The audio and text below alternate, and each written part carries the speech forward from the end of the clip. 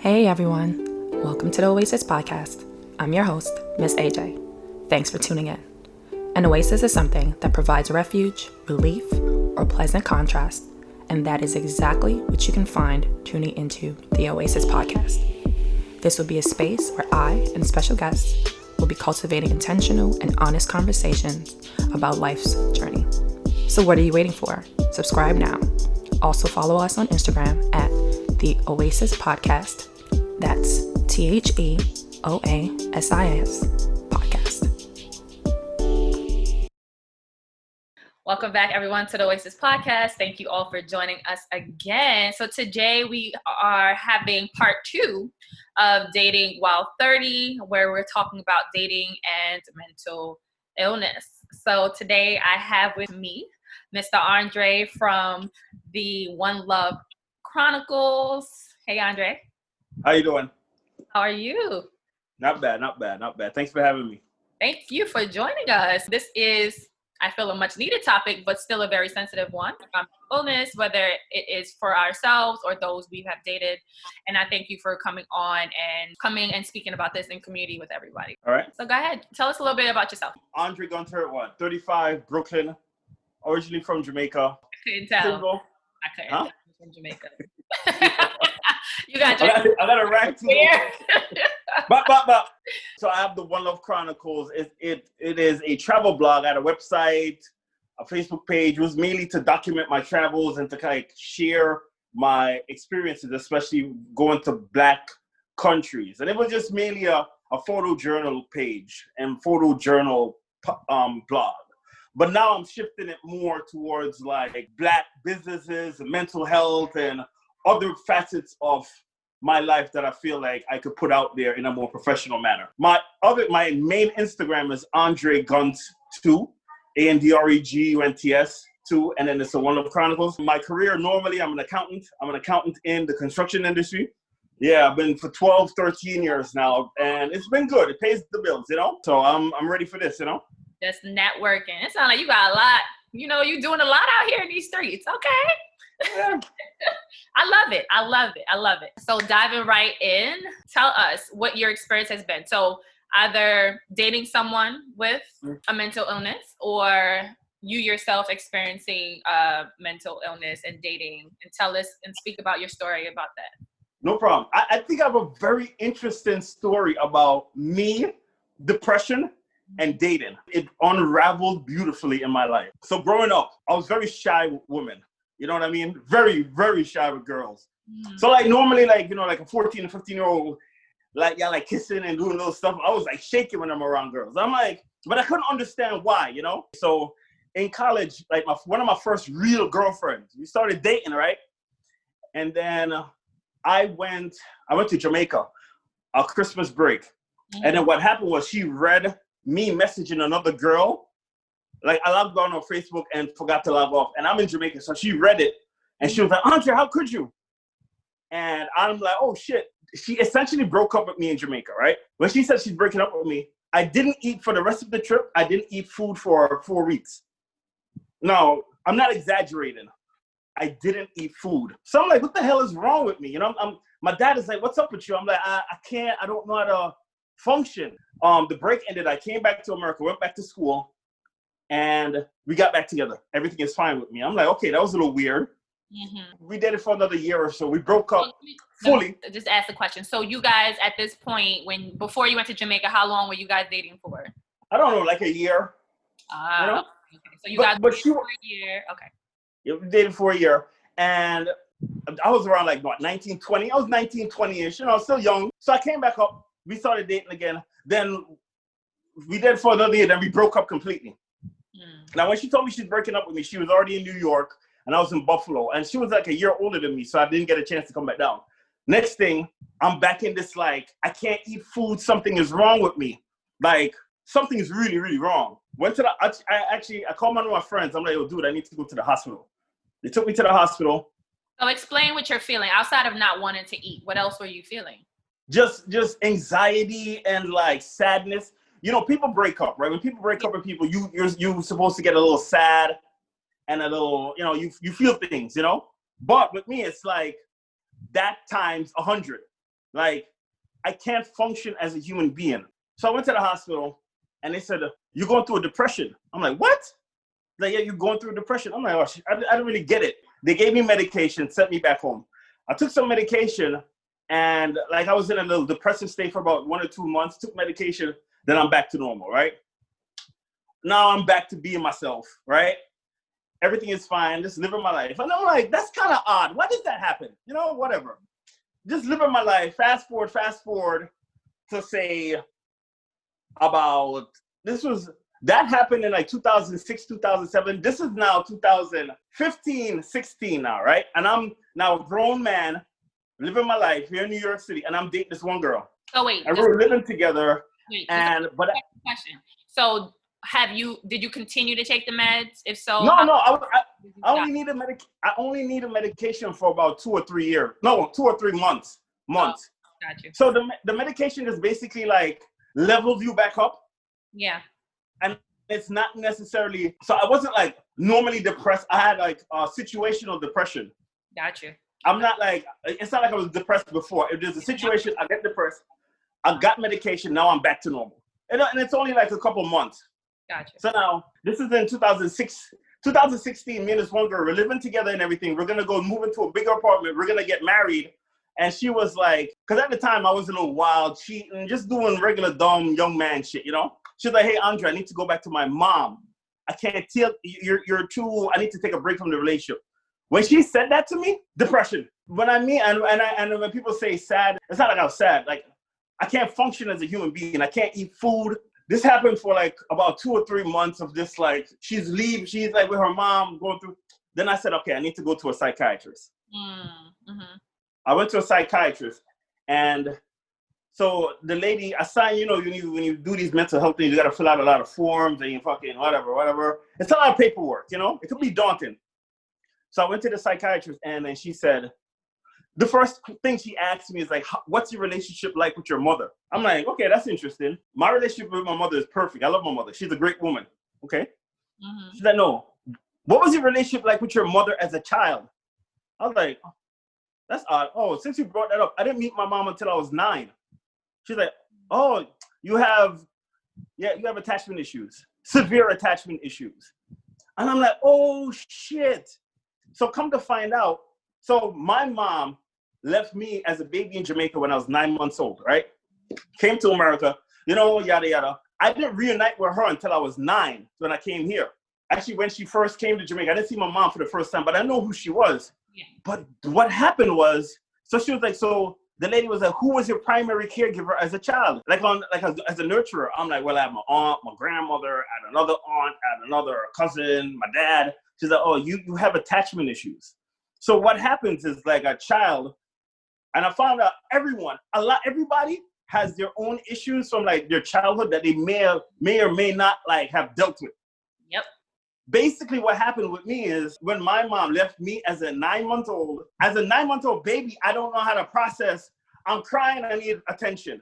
Shit like that. You know what I mean? And my dad even told me, it's like, when I was a kid, it's like, it's hard to, I didn't cry much, but when I cried, we didn't know what to do with you. Because you didn't know who to like, a normal baby or like a child, a toddler, they cry, they need their mommy, you know, or they know their mommy is coming back. Yeah. As an 8-month-old, your mom leaves, you can't process it. Mm-hmm. So it's crazy that it took me 31 years to figure out that I had attachment issues with women based on my childhood and not having a proper attachment to a woman. And that affected me my whole life, my relationship with women, where I'm a bit shyish with women, but if I get attached, it's good. But when it's time to detach, I'm going bonkers. Anxiety and crying. And so it's that whole thing, like, you know, dating and mental health and those things, man, everyone has to like delve deep into themselves to see, okay, is there something traumatic that happened to me as a child that I still haven't resolved as yet? And if I should resolve it, you know? So that's my story. Absolutely. I agree 1000% with that.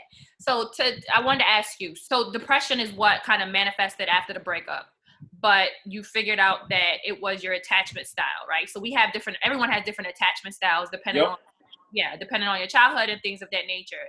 So I guess in hindsight, looking back, do you feel you had healthy attachments when you were in relationships? Did you notice maybe you were too attached, or if you felt your partner, pulled away a little bit, did that cause you to like start feeling depressed or things like that? I know I'm not a psychologist, but I know that there's different styles. Like, from your experience, yeah. Yeah, like there's like avoidant to like unsecure and secure attachment. Like, I'll remember this from my relationships where, let's say me and you were dating, and you were saying, Andre, I'm going out with my friends. All right, cool, fine. But at 12 o'clock, and I text you, hey, is everything cool? And I don't hear anything back, I get like shaky. That's like unsecure because I'm not secure with it. Yeah. And it's something that I realized with me. Looking back, what can I do? You learn something, you live and you learn. It took me a while. It always takes me a while to get attached. Let's say, let's say me and you, like I met you at a bar, and you're everything I'm looking for. You're the perfect woman for me. And you're feeling me, and then we're hanging out, and I'm still like, no. But when I do come, it's like full on. Okay. So it takes you a little while to trust, right? It takes you a little while to trust the person to make sure that they're not going to leave, essentially. Yeah. But when you attach, you're like, you're holding on. Yeah, but I'm holding on. That doesn't necessarily mean I'm going to do the right thing, because I still was doing my dog shit as a man. You know what I mean?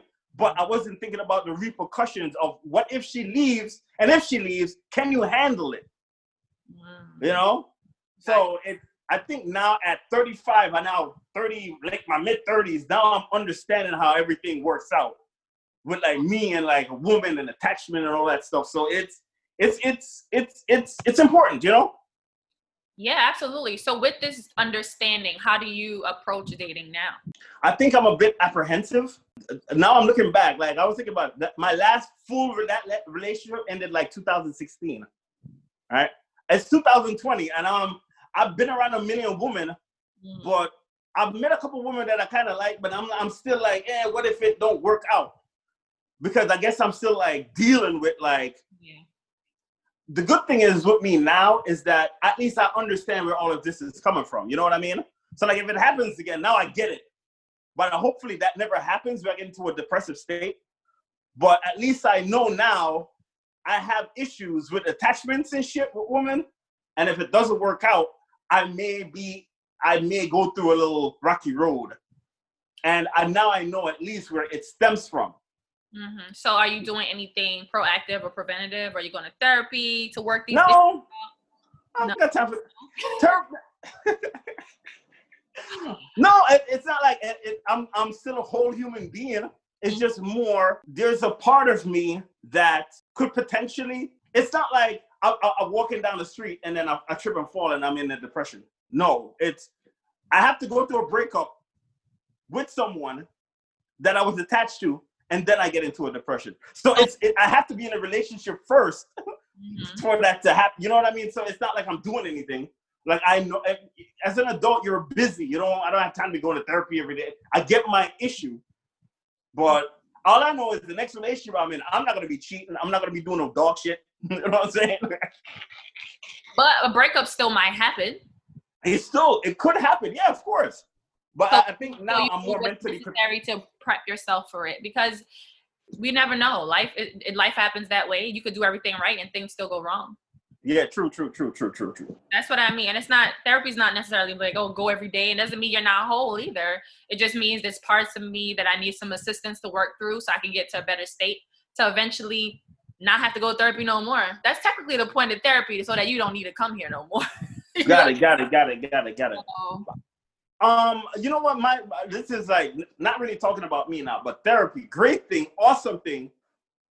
But not everyone has access to therapy. Not everyone can afford it. Not everyone has the right insurance. Like I'm fortunate I had like a career where it's like I could take a day off of work, I could take a week off and go to the doctor or something. But not a lot of people have that.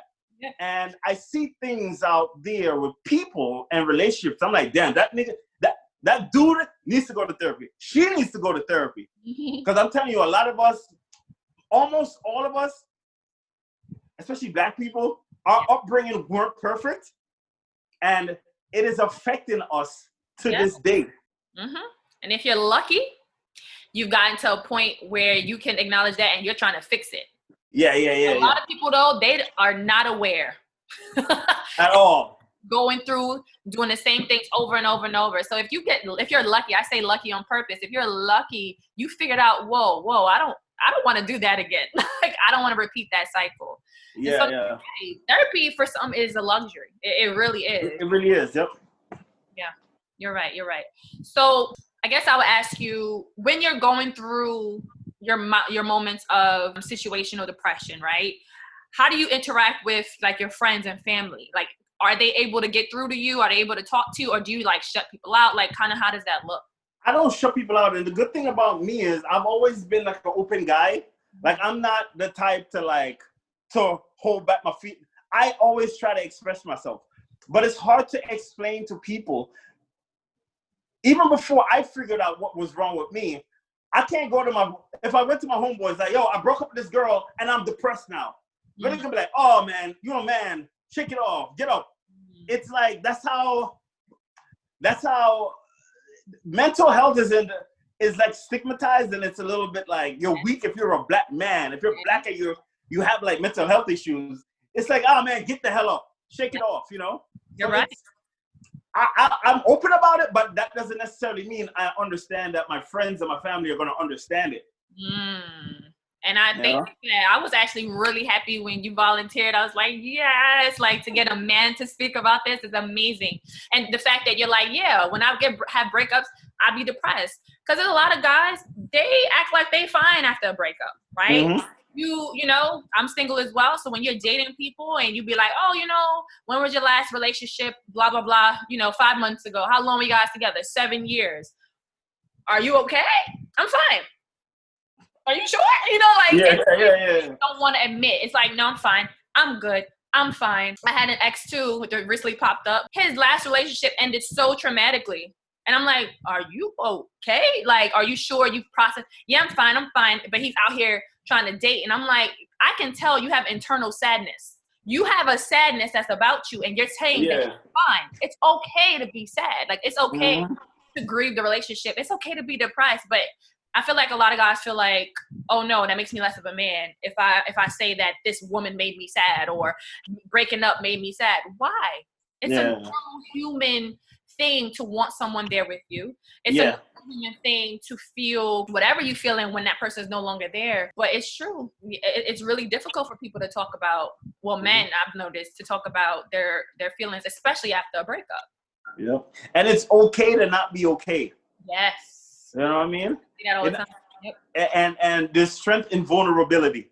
To come out and be like, yo, man, I got some issues. You know what I mean? Like they put me on some good medication, because what happened is, like, medication is a tricky ass thing. Yeah. I had a panic attack when I was going through the little depression. The doctor gave me Xanax one time. Awesome shit. And then I had to get on Wellbutrin for 6 months to get off the Xanax. I'm like, what the fuck? So that shit was a little tricky ass period for me. Like, I was only on it for like a couple of months, but it's important. Like, we gotta speak about these things more. You know what I mean? Yeah. Black men, I feel like black women talk about it a lot more, even though black women don't speak about it as much as, say, white women and like white people.